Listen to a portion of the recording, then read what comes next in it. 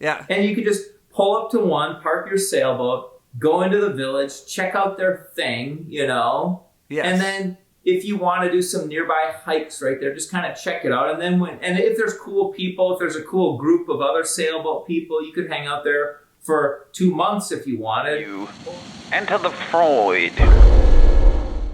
Warning, this is for entertainment purposes only. It is no way medical advice. Eventually the kids grow up and spend less and less time with you. And then I think you start facing, kind of in your 40s, you start facing this like, oh, fuck, how do I reconnect to a social community? And I don't think most people succeed very well, really. But so that's my thing is, you don't get to not succeed. Like, to not succeed at this is, I think, death. I'm quite concerned about that. That we fall into this thing where I had this friend who lived across the street when I was a kid. His name was Mark Halter, and he had these parents that were like, for some reason his parents were way older, because my parents are like your parents. Mm-hmm. They had us really young, right? But so his parents were like 20 years older, and I just remember they come home from work and they just sit there and start drinking and smoking cigarettes every fucking day, and they don't do anything. The big thing they do is take their dog and walk around the block. Like, that's it. Totally. I think that's super common, man. That's what they did with their entire fucking life. And one time I went on vacation with them, like during the summer, right? And we went to some weird place in South Florida in the Gulf. And it was with two of their other friends, this other couple, and we just stayed at some place where you play pinochle, or that thing that you push the old people games? Shuffleboard. And so Mark and I were like 12 years old, and we're sitting there with people who are just drunk all day playing shuffleboard, and I'm looking at this just like, what is this? What is this life? So they started that when their kid was 10 or 5. I don't remember them ever doing anything else from when I knew this kid when we were 5 years old, right? So I know that's a different generation, and so now I still am just waiting to figure out how we're all going to solve this immediately in our 40s, and then maybe turn up the volume in our 50s. And I mean this as like a system or a style that you have contact. Like, one of my personal strategies of having more contact with people is I chronically live in these ultra modern apartment buildings that have a single destination that everyone walks through, and then so then I have the illusion that I have way more contact with people than is even necessary. Yeah. And so that every elevator ride, I'm talking to different people about whatever things, and as you walk through the lobby, so I'm an acquaintance with everyone in the building. Yeah. Right? But you don't necessarily hang out with them. Yeah, I mean, other than at the people that I meet in the gym, I end up spending more time with, and then occasionally we'll actually hang out outside of it, because the people who go to the gym, you also end up barbecuing together, and then so it's kind of like a cheating. It's almost like extending the college experience further, because of the building you live in. Yeah, it's forced proximity to others. Right. Yep. Which, if I lived in a house separate, I wouldn't have that, and I'd probably not be okay. Yeah. Right? Because I live in a place that I didn't grow up in and I didn't go to school in, so it's like I'm an entire transplant. Seriously. Yeah. And to outsmart that, I noticed this was a phenomenon, that if you live in these buildings, and so then I just chronically have, for the past 10 years, I've been in these ultra-modern buildings. Some of those buildings have like social events built into the building calendar of events. Yeah, they totally do, and it's like really cheesy and painful, and I've totally forced myself to go to them just to break my other, like, my snobbish thing that I'm too good for that. Right. And do other people go to them? Yeah, other people do, but I gotta say, it's never been like, it's not been a cool thing. Like going to the pool, you actually will sit next to people and talk to them, and then, like, because it's people that you've talked to before, you kind of actually get a friendship. Yeah. Like, you actually develop a kind of friendship, and then a small clique actually develops, because you become you're naturally more compatible with a certain group of people, and you kind of find your people. It's that is a solution, and I'm wondering what there is next, because some people, as I spoke to a woman who's in her 50s, and she was talking about joining or moving into a 50 and older community to solve this problem. Yep. Because, like, I don't know what the other solutions are. What, like, in your case, what do you, like, when you envision retirement, what are you, how do you imagine this playing out? Well, I think this question you're asking is a really important one and is bigger than retirement. I think it's how to have community in these modern times, when because humans evolved living in tribes where the community, you just were really in the community 24/7. And so I think our biology and psychology is just designed to be in community, which is why I think you're saying that humans need that. I totally agree.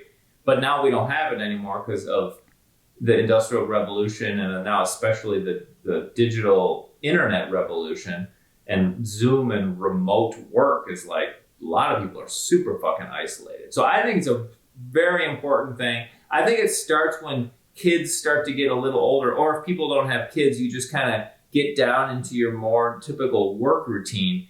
And so by your 30s or at least 40s, I think it starts to be a problem that everyone, I think, needs to deal with.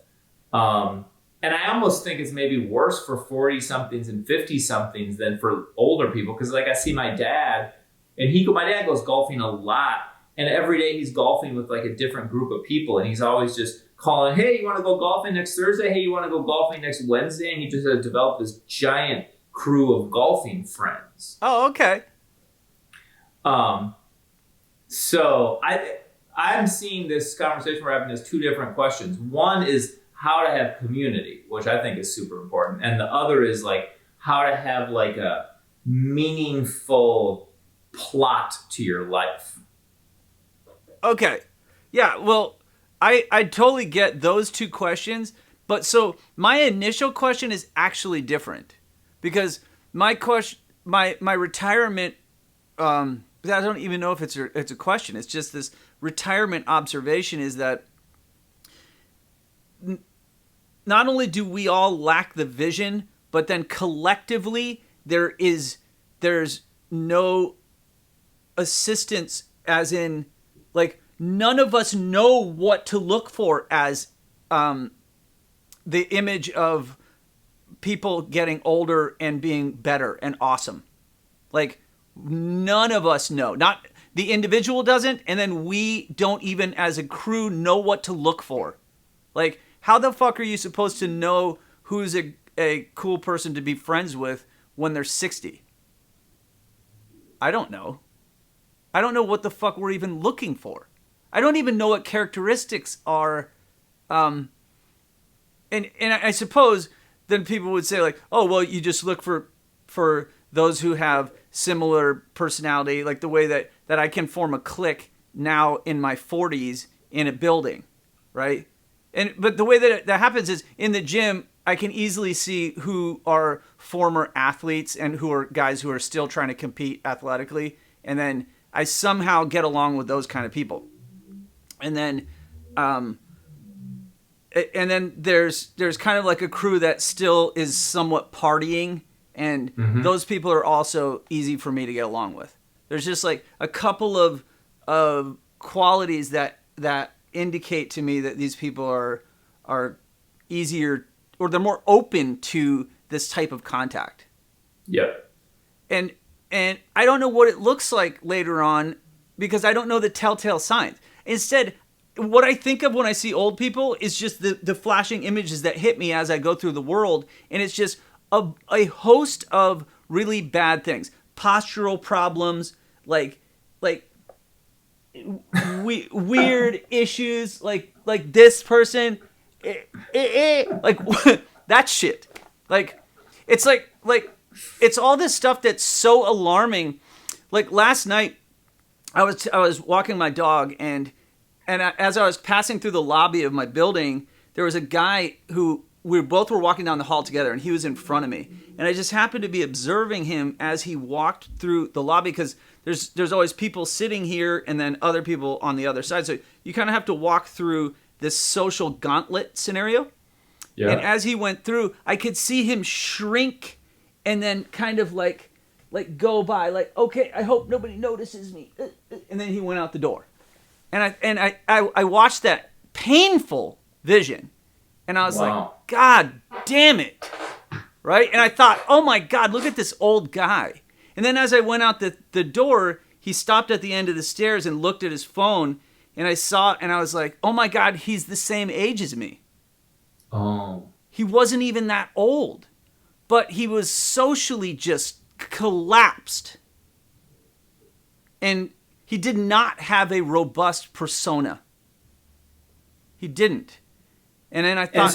And so you're saying that as you get older, a vision of how to be kind of like a confident, shining human, that the vision of how to do that is totally lacking. It's so lacking that I don't even know what a 60 or 70-year-old dude looks like that is confident and just like ready to meet the world. And like, I don't know. And so then it all gets compressed. It's like after 50, we don't even have the distinction between 60, 70, 80, 90. Like, it's because each decade is not the same at all. They're profoundly different, but it all gets compressed to that's old. Yeah. And it's just not correct. They're like, and as you pointed out, maybe there are people who are older and they have this all figured out and they all see clearly the stages, but then what is our deal where we're so divorced from it? You know, I don't really even give a shit about solving the world's problems. I'm just seriously trying to figure out, all right, what are we going to do? Yeah. What are we going to do?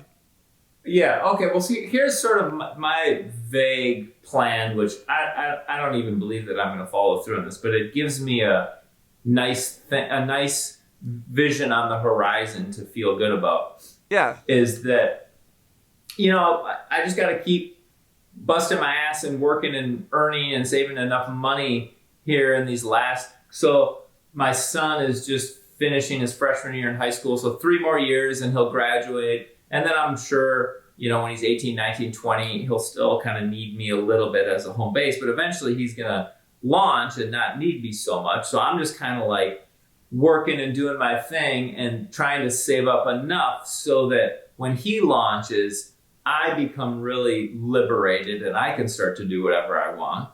And then this random vision that just landed in my lap out of nowhere because I saw these YouTube videos is to buy like a big sailboat that you can live in. Oh yeah. And then you can just kind of go anywhere and there's like a whole crew of other people doing that.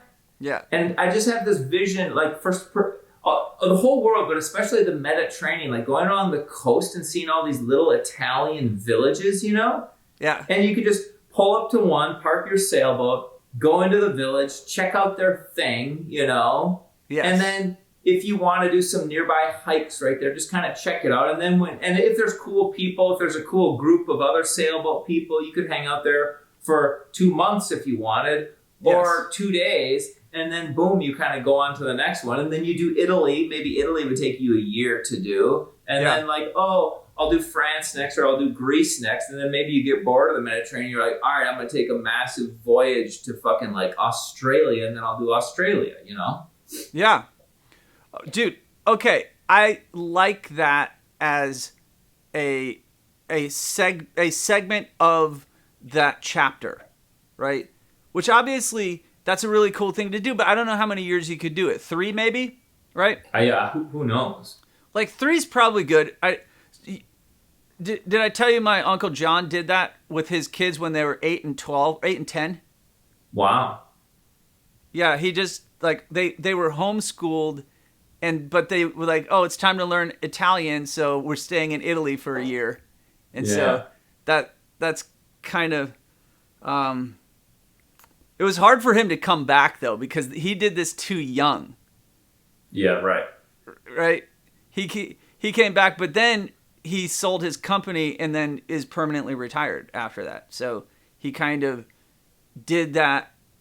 But then it's like, okay, so you mentioned the first, it's like the first retirement plan that I think everyone could relate to is like, that's awesome, right? Like that is an awesome plan.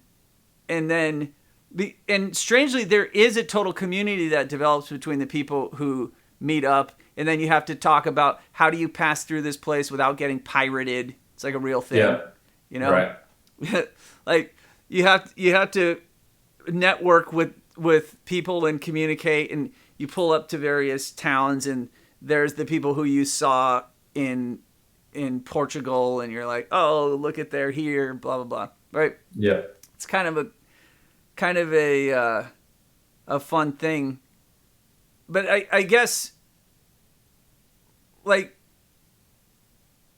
is that what the plan is to, when you retire, to just be on a perpetual adventure?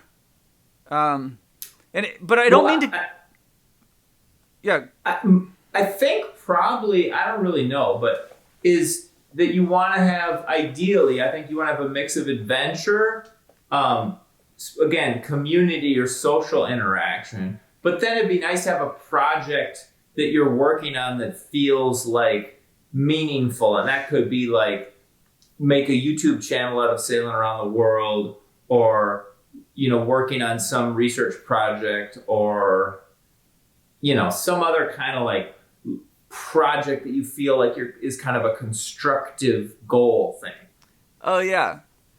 But so, okay, you've pointed out that this retirement plan would have community, social interaction, adventure, and some kind of a project that appears to be attached to something larger. Is that right? Yeah. So it's cool because if that's all you need is these 4 things, I think it shouldn't be that challenging.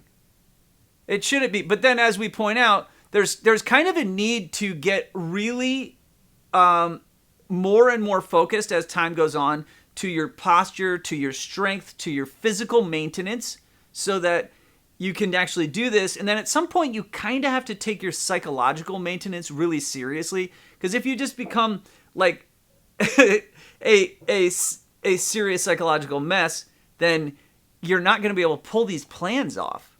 No.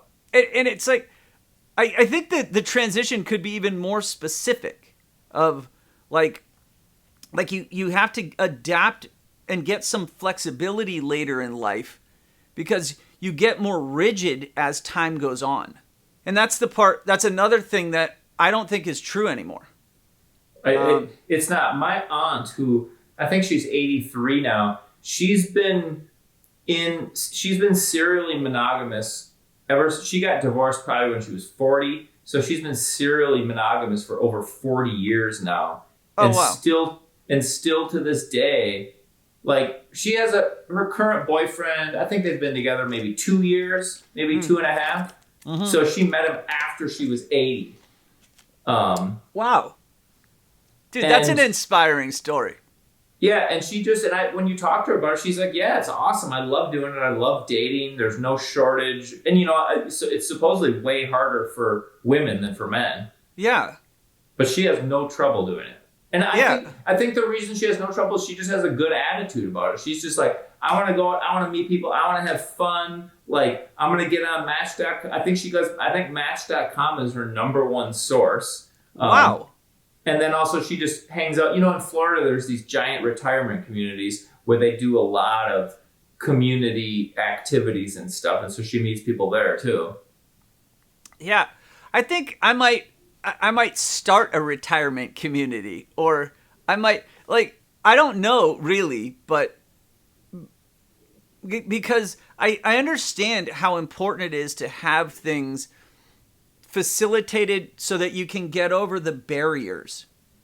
And because I don't think any of us are going to become that well adapted to be able to just finesse their way through the world like your aunt does. I think a lot of us are going to need help. As so you're coming out of a 20-year situation because somebody dies, or you finally realize your differences, and so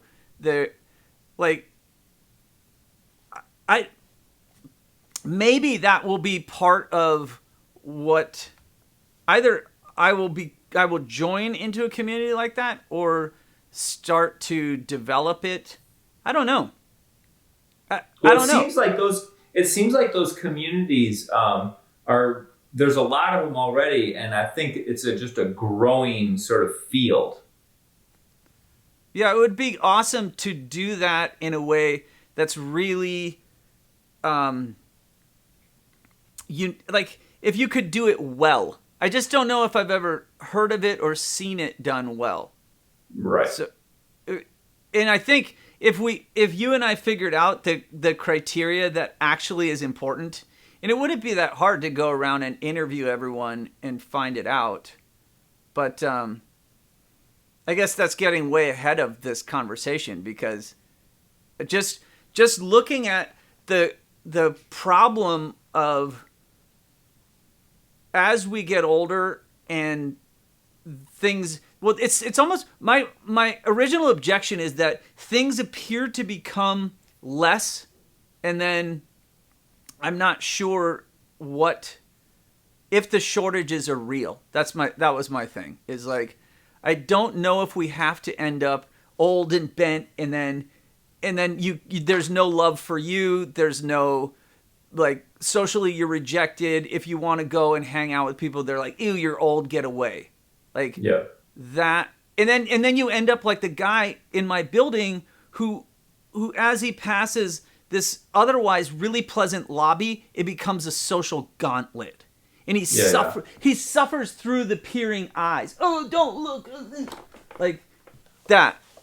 Yeah, you're right. There is this thing. I've never quite noticed it before, but I think I'm seeing a thing you're saying is, as people get old, let's imagine the opposite. Like, someone walks into the room and they're confident, and people look at them like, wow, that guy looks cool. I'd like to talk to him.